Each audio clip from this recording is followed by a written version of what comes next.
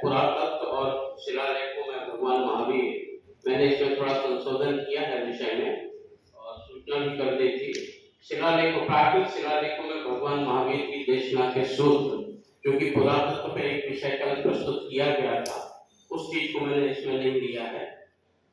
हम सभी जानते हैं महावीर की देशना प्राकृत भाषा में गूंजी और प्राकृत साहित्य में जिस समय भगवान महावीर ने देशना दी, वह उस समय श्रुति के रूप में वह निरंतर चल रही थी।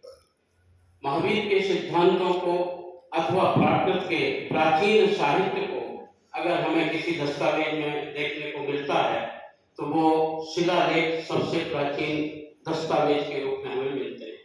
और ये कहा जा सकता है कि जो प्राकृत शिलालेख हमें मिले उसमें सम्राट अशोक, सम्राट खारवेल, राजा कपकुट, ये प्रमुख शिलालेख हमें प्राकृत में मिलते हैं। इसके अतिरिक्त और लघु शिलालेख भी हैं, लेकिन प्रमुख इस तरह के जो शिलालेख हमें मिले उनमें किसी न किसी रूप में भगवान महावीर के सिद्धांतों को उकेरा गया है, भगवान महावीर के सिद्धांतों को संरक्षण दिया गया है। और वो चीज जो उन्होंने महावीर के सिद्धांतों को अपनाने के लिए या प्रचारित करने के लिए जिस तरह के प्रयास किए, जो उन्होंने प्रयत्न किए, उस चीज को मैं यहाँ रेखांकित करना चाहूंगा। हम सभी जानते हैं कि प्राकृत और संस्कृत, ये दोनों सहोदरा के रूप में ये दोनों भाषाएं प्रचलित रही और प्राकृत का अस्तित्व हमें भगवान महावीर की देशना के रूप में प्राप्त होता है।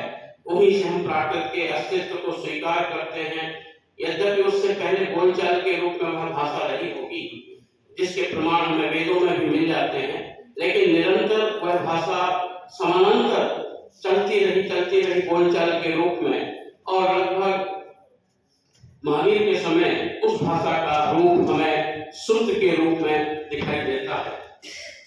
जब हम शिलालेखों की बात करते हैं, अशोक के जो धर्म लेख हैं, जो उन्होंने अपने राजाज्ञा के रूप में उत्कीर्ण करवाए और उन्हीं राजाज्ञा जन जन के सामान्य लोगों के लिए एक आदेश के रूप में प्रसारित हुए और वो हमें कई रूपों में अशोक के शिलालेख मिलते हैं।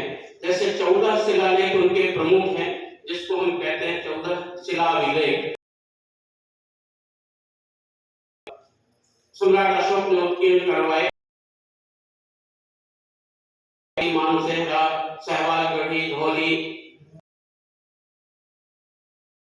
वो 14 शिलालेख आज हमें प्राप्त होते हैं। उन्हीं शिलालेखों में चूंकि के रूप में था पूरे देश में, और जो अफगानिस्तान तथा सीमावर्ती जो क्षेत्र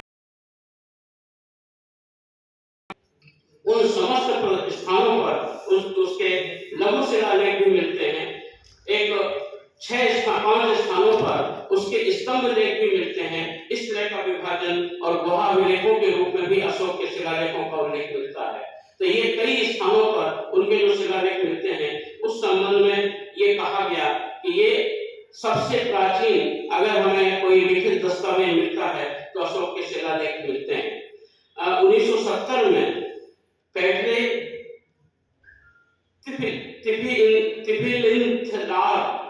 ने, कोई विदेशी शासक हैं, विदेशी राइटर हैं, जिन्होंने ये कहा था, उन्होंने अपनी किताब में लिखा कि दिल्ली मेरठ शिला स्तंभ को की ओर विद्वानों का जब ध्यान आकर्षित हुआ, तब उन्होंने उस अभिलेख को वैज्ञानिक दृष्टि से पढ़ने का कार्य किया।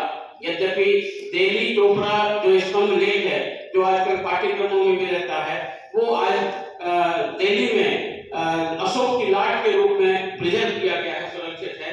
उसके 18वीं शताब्दी में उसकी खोज की गई और एशियाटिक रिसर्च इंस्टीट्यूट के द्वारा उस अभिलेख को प्रकाशित किया गया। ये अशोक के शिलालेख जिस रूप में हमें आज प्राप्त होते हैं, और जूनागढ़ जो जिसे हम कहते हैं जूनागढ़ का संस्करण या गिरनार संस्करण, उन शिलालेखों को जब पढ़ने का क्रम हुआ और उससे जो हमें चीजें प्राप्त हुई, उसमें सबसे पहले हम ये कह सकते हैं कि सम्राट अशोक ने जो पहले अभिलेख में ही उसने सबसे पहले अहिंसा धर्म की प्रतिष्ठापना के लिए जन सामान्य को उद्बोधित किया और ये आजादी दी कि मेरे राज्य में अब कहीं हिंसा का प्रावधान किसी तरह के उपक्रम नहीं किया जाएगा। और उसने कहा सामाजिक रूप से जहां हिंसा की जाती है वहां एक शब्द आता है नाचा समाजों कतको, कि अब मेरे राज्य में कहीं पर समाज नहीं किया जाएगा।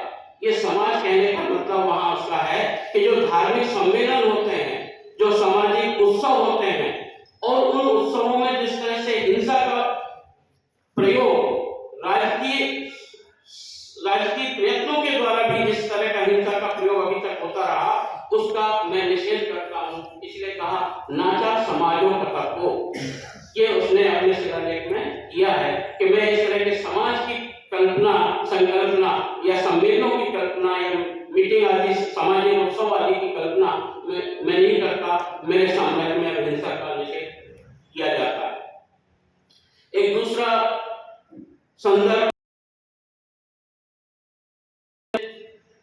अपने शासन प्रयोग रसोईशालाएं की तरफ से जगह जगह सरकारी रसोईशालाओं में सिस्टम थे